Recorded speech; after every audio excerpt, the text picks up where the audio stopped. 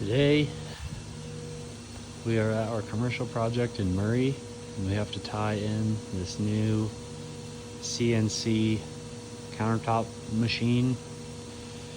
It requires compressed air, clear city water, filtered gray water for the saw blade, and then also just plain gray water for something, for rinsing, I don't know.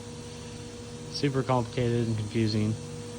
Up there we already have a couple lines capped off. One's a city line and one's a one's a city water line, and one is a gray water line, filtered gray water.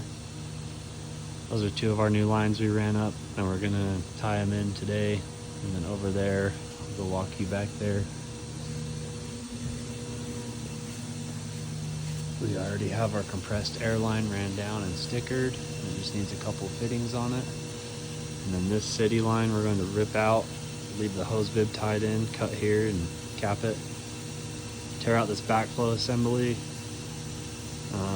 This non-potable gray line will rip out all the way up to where it converts to schedule 80 PVC up there, or ABS. We'll tie onto that and then run it across and over back down to where we're putting this new machine in. Pretty crazy. Some of the manifolds that we've completed already look like this. The compressed air and city water.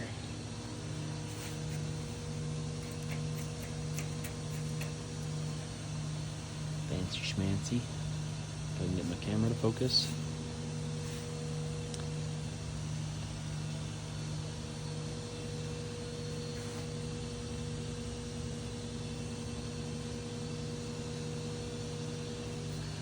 Pretty sweet.